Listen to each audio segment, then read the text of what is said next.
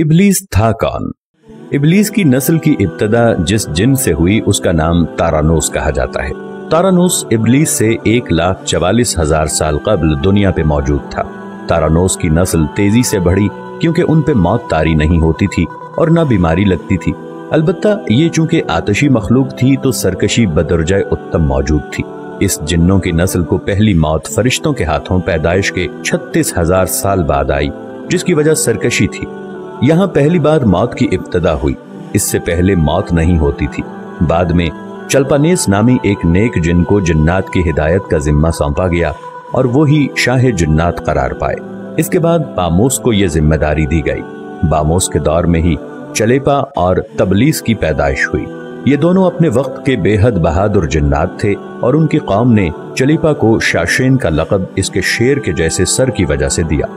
इन दोनों जिन्नात की वजह से सारी कौम कहने लग गई कि हमें उस वक्त तक कोई हरा नहीं सकता जब तक शाशेन और तबलीस हमारे दरमियान मौजूद हैं। इन दोनों की वजह से कौम के जिन्नात आसमान तक रसाई करने लगे और तीसरे आसमान पर जाकर शरारत कराते थे। ऐसे में हुक्म इलाही से फरिश्तों ने उन पर हमला किया और इबरतनाक शिकस्त दी।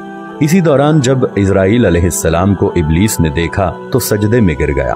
इब्लीस शुरू ही से एक नडर और ज़हीन बच्चा था। उसमें बाप की बहादुरी और माँ की मक्कारी कूट कूट कर भरी हुई थी। उसने मलाइका के साथ जाकर तौबा का बाकायदा ऐलान किया और फिर फरिश्तों से फैज़ इल्म हासिल करने लगा।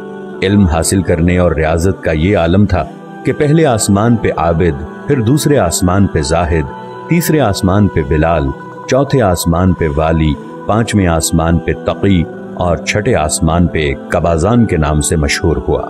ये वो वक्त था जब ये फरिश्तों को सिखाता था। सातवें आसमान पे इब्लीस बुक़्क़ाए नूर में रहा।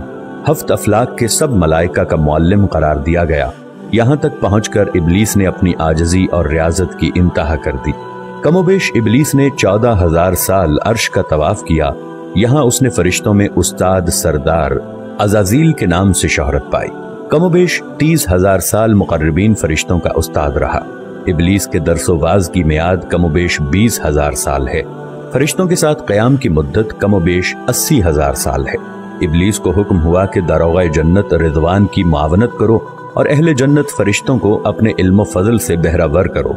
यूं इब्लीस को जन्नत में दाखिले का परवाना मिल गया और जन्नत में भी अपने इल्म से दारोग़ाए जन्नत रिज़वान को सैराब किया और यूं जन्नत और रिज़वान की कुंजियां इब्लीस के पास रहीं।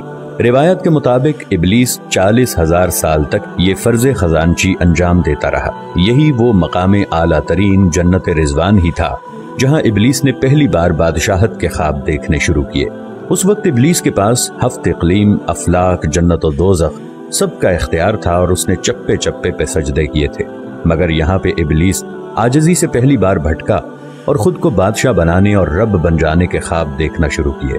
कई मलाइका के सामने रबूबियत की बात भी की, मगर मलाइका के इनकार के सबब चुप हो गया और यूं निज़ाम चलता रहा। मगर इस सब से अल्लाह ताला की ज़ात बेखबर न थी। फिर आदम अलैहिस्सलाम की तख्लीक का मरहला आया जिसके कुरान मजीद में वाक़यात बयान हुए हैं। इब्लीस आदम अलैहिस्सलाम को जुज़ जुज़ मरहलावार मुख्तलिफ अक़साम की मट्टी से तख्लीक होता देखता रहा और चुप रहा।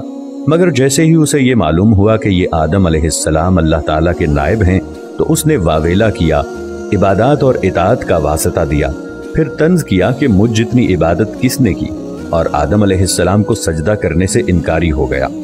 तब अल्लाह ताला ने कहा, निकल जा शैतान मरदूद। लानती करार पाने के बाद इब्लीस ने अपनी इबादत और रियाजत का रब्बे करीम से एवज मांगा, जिस पर अल्लाह ताला ने इब्लीस को एक वक्त मालूम तक मोहलत फराहम की, जिस पर इब्लीस ने औलाद आदम को सिराते मुस्तकीम से भटका कर अपना पैरोकार बनाने का दावा किया, जिस पर रब्बे करीम ने फरमाया कि जो मुत्तकी और परहेजगार होंगे तो उनको गुमराह तू नहीं कर पाएगा।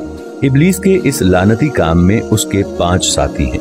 नंबर 1, सब्र। इसके इख्तियार में मुसीबतों का कारोबार है, जिसमें लोग हाय वावेला करते हैं, गिरेबान फाड़ते हैं, मुंह पे तमाचे मारते हैं और जाहिलियत के नारे लगाते हैं। नंबर 2, और।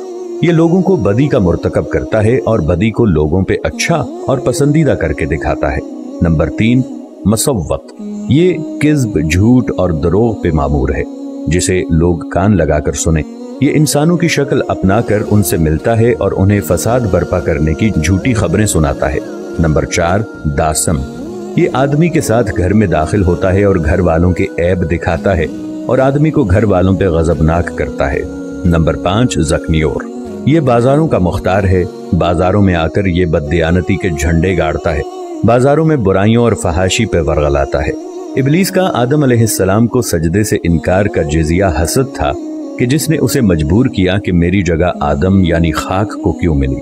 یہ اس کا جزیہ تکبر اور غرور تھا کہ میں اعلیٰ ہوں، اور اس ایک سجدے کے انکار کی بات نہیں تھی، بات اطاعت سے سرکشی کی تھی، شرک کی تھی۔ ابلیس نے دل میں خود کو رب مان لیا تھا۔ اسی شرک عظیم کی بدولت ابلیس تا قیامت رسوا و لعنتی ٹھہرا اور اولاد آدم کو بھٹکانے کے لیے آزاد قرار پایا۔ حاصل نتیجہ یہ ٹھہرا کہ رب کریم کو انسان کی عبادات، عاجزی، علم و دانش سے کچھ غرض نہیں ہے۔ رب کریم صرف دیکھتا ہے کہ دل میں اطاعت و فرما برداری کتنی ہے۔ اسی بنیاد پر تقوی اور پرہیزگاری کے درجے قرار پاتے ہیں۔ اللہ کریم ہمیں اپنی نیت کو درست رکھنے کی توفیق عطا فرمائے، آمین یا رب العالمین۔